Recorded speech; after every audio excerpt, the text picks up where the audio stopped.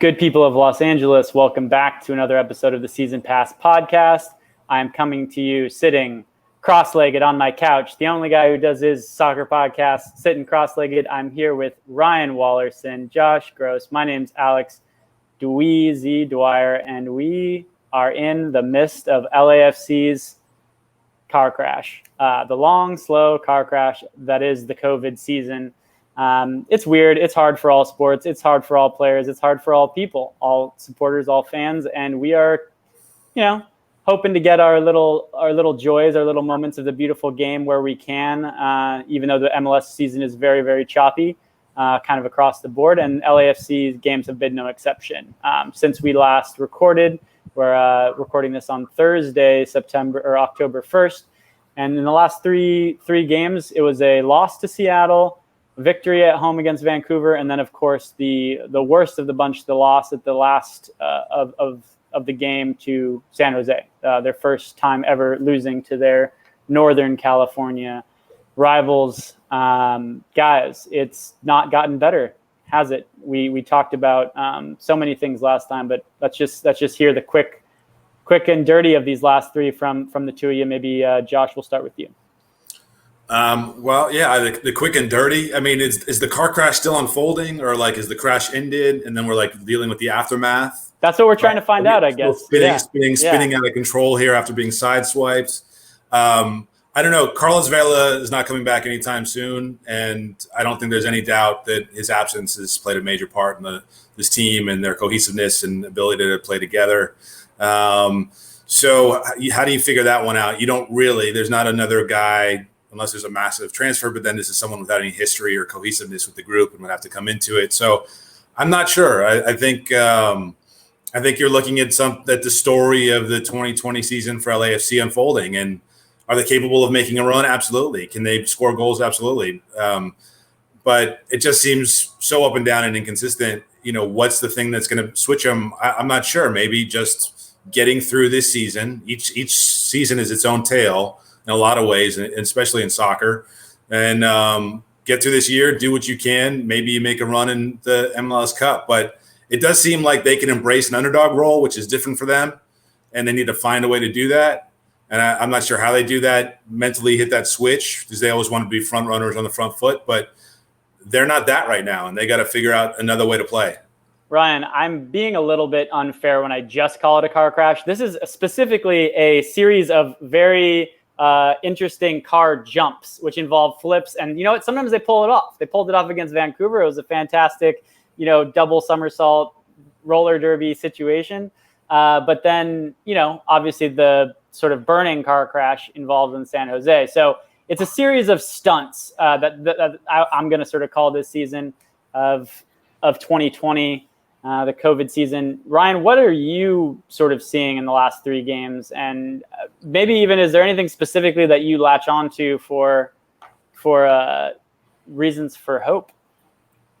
Well, for me, it's not so much a car crash or a roller derby as it is a roller coaster. Still just extreme highs and lows, and they can't seem to gain any sort of momentum, but they also haven't been allowing themselves to go on extended losing streaks. And the reason that you can still have hope is exactly that, the inconsistency. They're showing you ugly, but they're also showing you good. And you just hope that they can harness the good on a consistent basis at the right time and kind of surprise, the teams that end up ahead of them by regaining that 2019 status, if only for, the right stretch of games. But for looking at the entire season, I mean, you're looking at a team that's, pulled off multiple double-digit margin victories. They haven't been getting a lot of shutouts. They've been allowing goals at a alarmingly consistent rate, but they've been scoring about what they were scoring last season. I mean, when you look at they've been shut out multiple times this season already, but they have 2 6-goal totals. They have a couple of 4s, some 3s.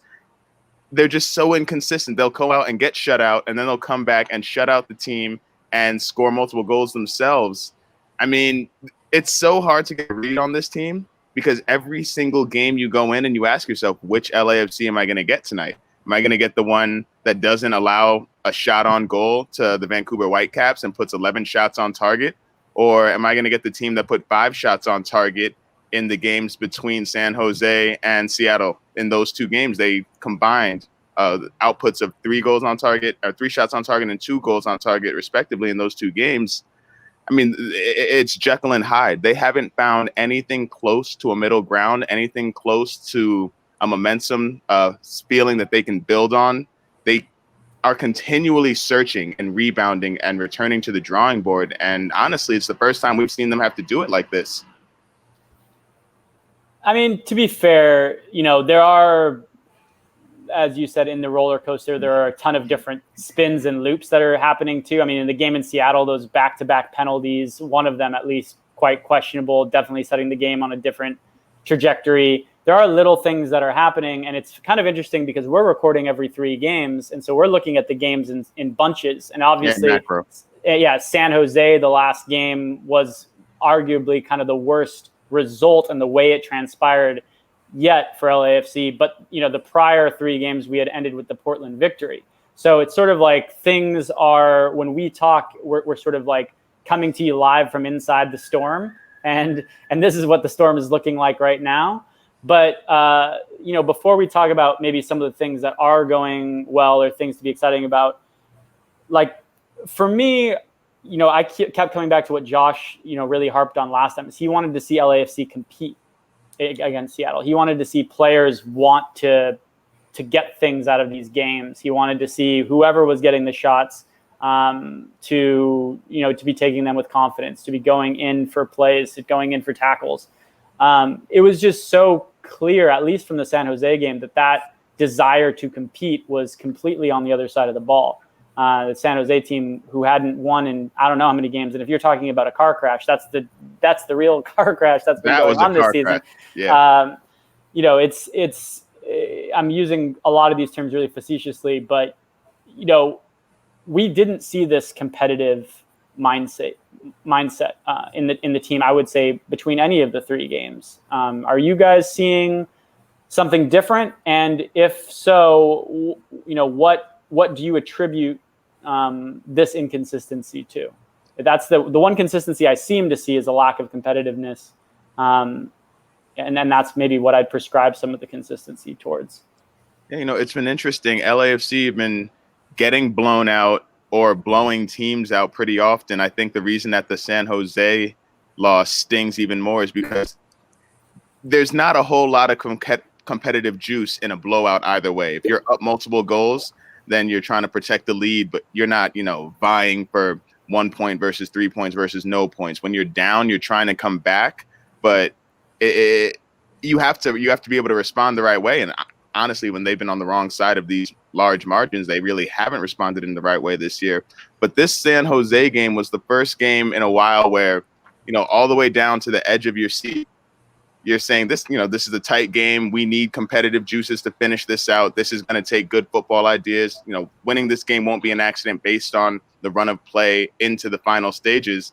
And they collapsed in the final stages. And I think, seeing them have that test after a few weeks of going back and forth with large margins of victory either way, and seeing them respond the way that they did or not respond, basically, in blowing that late lead to San Jose, I think that's a real point of concern for the teams and the fans of LAFC this season, because in those moments you have to be able to, pull victory from the jaws of competition, and it was done to them. They were not able to do it. How about you, Josh? What are you seeing? I feel like, I spoke so much in that tournament about LAFC's depth and like how much of an advantage that was, but that hasn't really materialized from what I'm recalling, as they get into these regular season matches in their home stadiums. And so I think because you're going deeper into the bench and asking players who may not get a lot of time or important time to contribute minutes because of injuries or just because you haven't found any cohesive lineup, you're going to sort of get these up and down moments. They're going to be more commonplace because you can't, it's less of a sure thing when you have different players in the field. We saw some cohesiveness, some sense of control while they were attacking as Eduardo Atuesta stepped back in the field.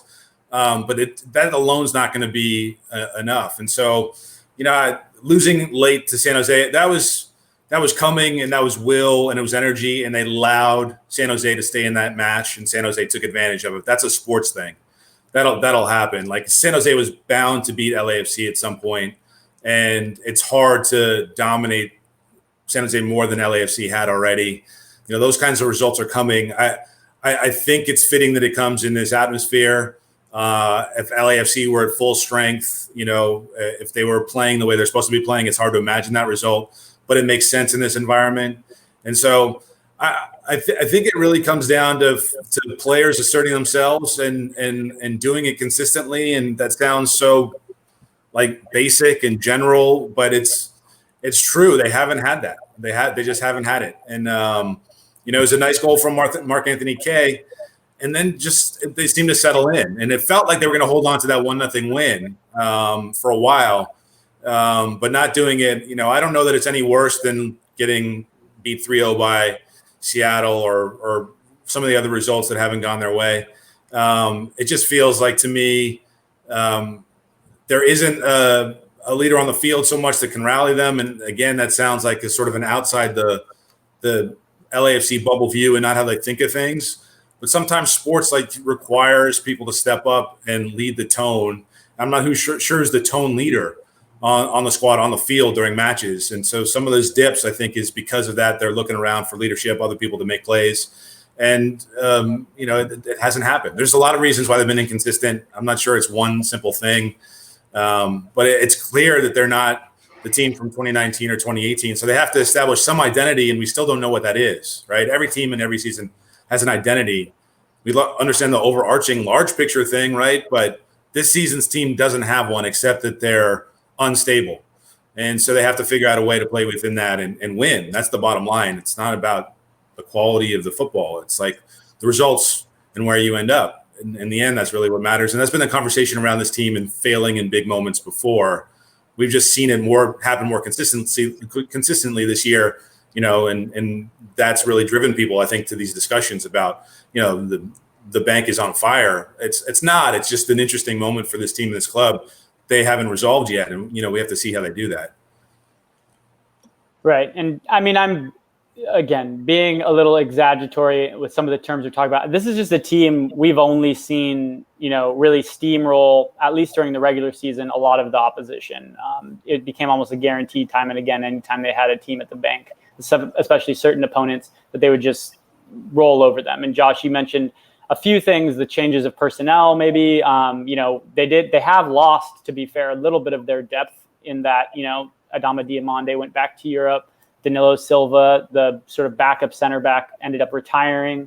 They have, you know, other in 2018 and 2019 seasons lost key voices, which we've reviewed on this show. But, you know, again, the Lee Wins, the Benny Feilhabers, the Steve Beitajeurs of the world, the Laurent Simons of the world, even Christian Ramirez, players who've been in the league before, players who maybe could be that voice in the locker room or that voice on the pitch that keeps a cohesive, we'll call it a personality part of the identity. Because, I mean, I don't think LAFC's style of play has changed at all through any of this. You know, that part of the identity has remained intact.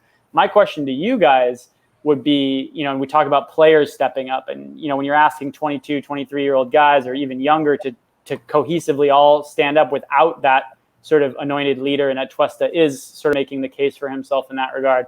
But at what point can you start asking questions of Bob Bradley or John Thorrington based on the things that are happening, not in terms of, again, like the vitriol online of like these people losing their jobs or what have you, but just if Bob wants to maintain, you know, he has the way that they play and they don't adjust, are there questions you can say then, well, how is the mental side of the game? Is it time to ask questions about how you're preparing your players mentally? Is it time to sort of change some of the material that you're giving them? Is it time for everyone to get into a book club, a podcast? Like, is there something that needs to be, you know, really seriously changed? Do you need a motivational speaker to come in and talk to the players? Do you need someone or something, a different game plan that's happening on the mental preparation side, if we're not seeing that part of the game coming in the way that we have in the past two seasons? Ryan, maybe we'll start with you. Oh, Ryan, go ahead. I think, you know, starting with the first part of your question about whether it's time to it's whether it's fair to start asking questions of Bob or Thorrington. I think that's a tougher question to answer this year specifically than really any other season. Maybe not speaking too much on the future because we don't know what's going to become of the pandemic, but trying to play this season in the midst of everything else going on in the world now, the pause, the tournament, the coming back, the no fans. I just feel like especially after the 2 years of success hitting the ground running that, the organization, the front office has assembled has had, I think that even at any point this season would be a little bit early because you're kind of everyone's been taken out of their comfort zone, out of their their pregame ordinance and workout and, their preparation plan. Everything is different this season. There's different regulations, different security measures. The entire season has changed. And everybody is rolling with those punches, and you're seeing it manifest in different ways. You're seeing different problems pop up, on the field, off the field. But and that's not just with LAFC. That's, honestly just in professional sports. Right. So from the standpoint of whether it's time to put start warming the seat on the general manager or the head coach, I think that's a little bit premature. But when you're if you're just looking at the results on the field, then obviously they're below the standard that LAFC set for themselves in the first 2 seasons. I mean, if you want to talk about looking at what you're doing now, looking at how those changes, where they've left you, and if there is something you want to do different to try to improve your standing game in and game out, it's a fair conversation to have. But I think that's a real slippery slope because, at beyond the scores, beyond who plays what minutes and who, has what assists, scores what, but beyond wins and losses and draws, everybody out there is just doing the best they can. And good point. Josh, what do you think about that? Yeah. Yeah, I suppose everyone's doing the best they can. I mean, there are some baseline things we have to acknowledge, and I did it already. Like Carlos Velas not on this team. So he was the best player in MLS by far last year. He set records. Like, you don't just replace that. And I think, we talk about sometimes like the quality of the player and the expectations in MLS. You lose a guy like that, and it's going to be a big factor on how your team plays. I don't think it's too soon to have any of these questions. I think if you look at world soccer, world football, these questions are asked of club supporters all the time, of management and ownership, and are they doing it now and why not? And obviously the questions are different in Europe than in the US, but if you raise the expectation level so high that LAFC did on the field with their play and also in terms of expectations and the way they talked about what they wanted to accomplish, it's not, why is it too soon? I mean, you're judging John Thorrington and Bob Bradley by the top of the top, and LAFC is clearly not playing that way. Now, there are factors for that, and it's not necessarily their fault at all, but I don't think the questions are out of line. I do see competition. Players compete. Players want time. Players want to get on the field, but that doesn't mean that you're fielding a team that is ready to beat some of the higher level clubs. Seattle clearly has asserted its dominance over LAFC outside of Orlando.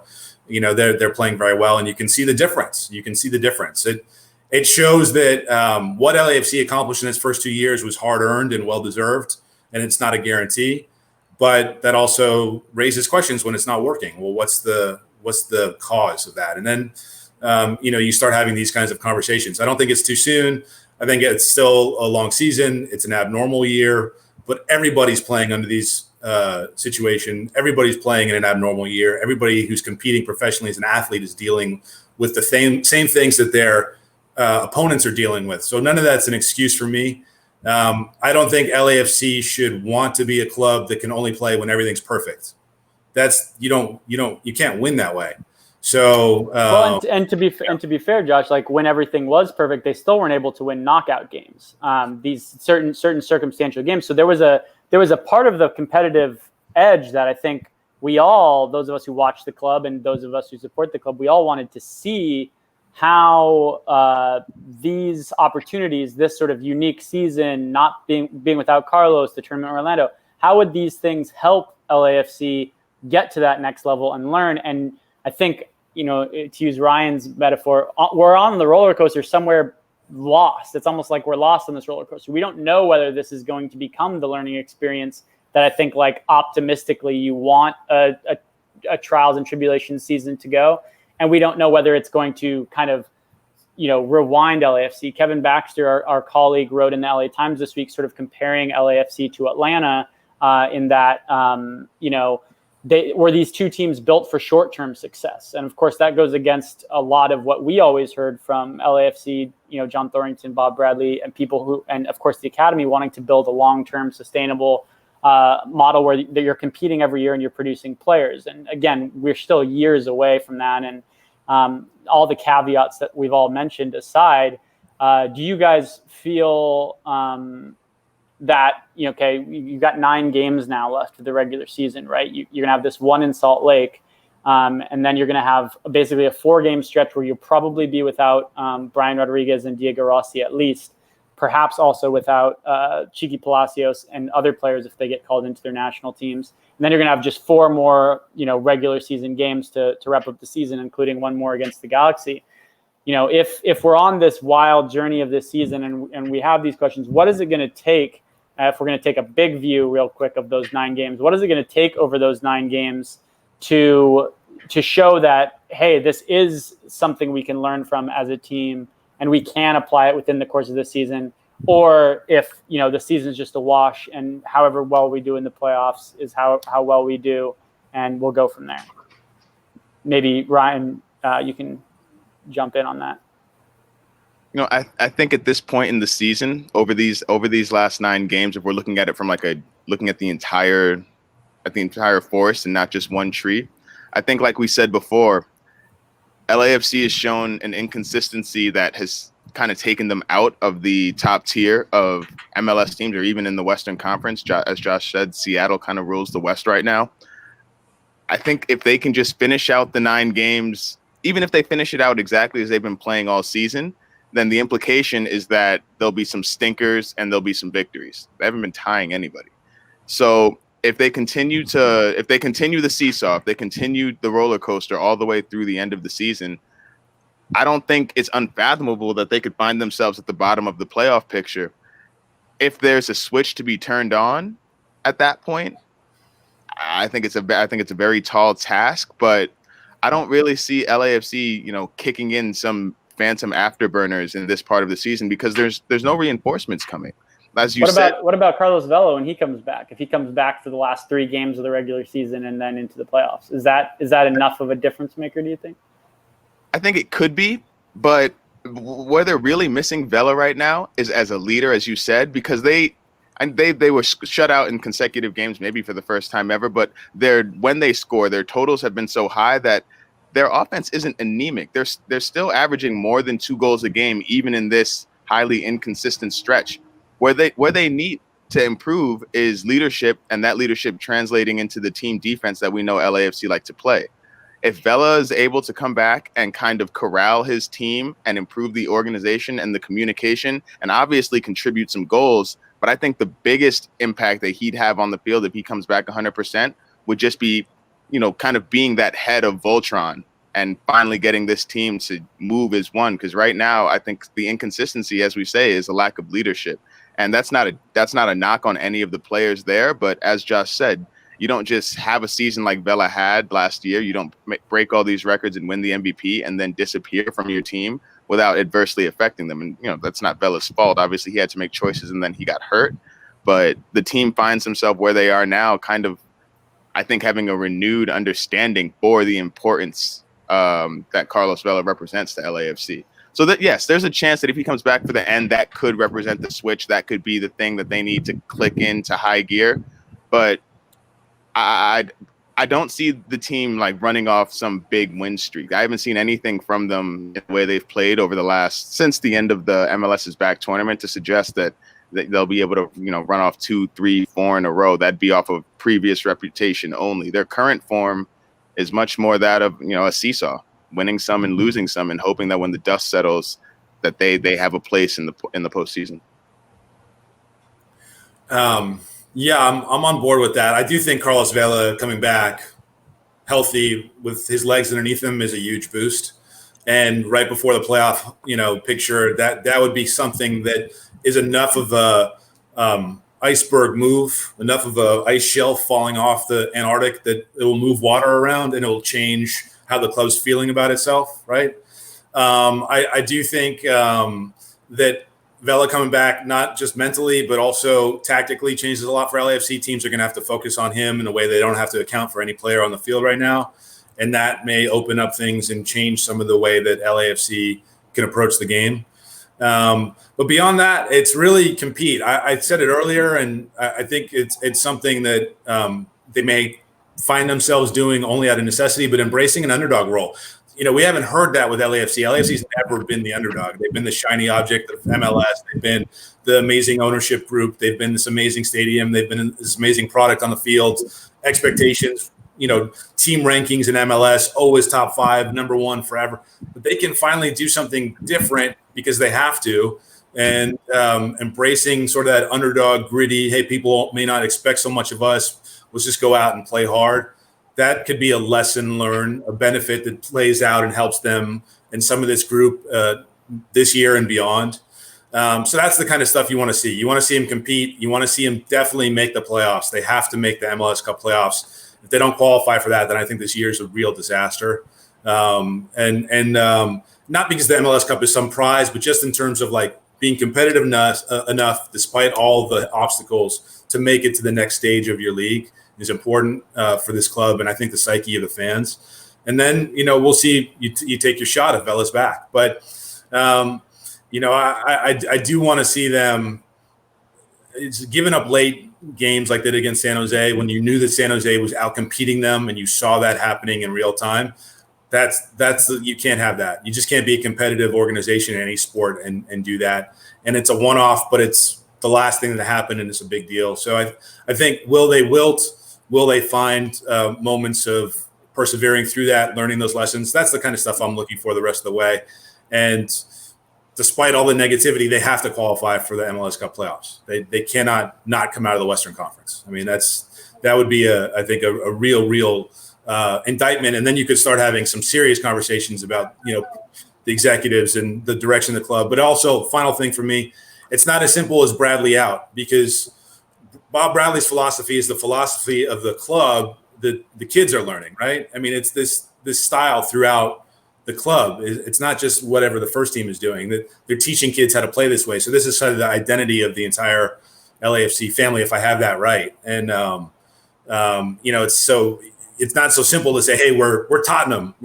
He is out and Mourinho's in, and we're good to go. That's not what it is. They're building a culture, and you can't just walk away from that. So challenging times, I think, are opportunities for growth, and that's something that Bradley's always embraced, and it's an opportunity to do that here.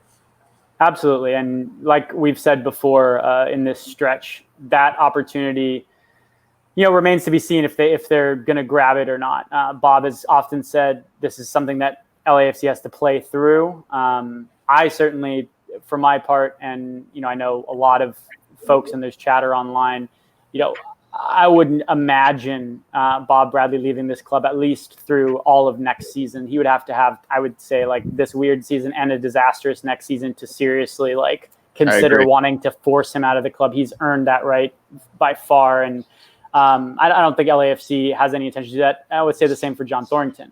But I do think that it will be interesting to see in these next 9 games whether or not there are different kinds of things that Bob starts to talk about.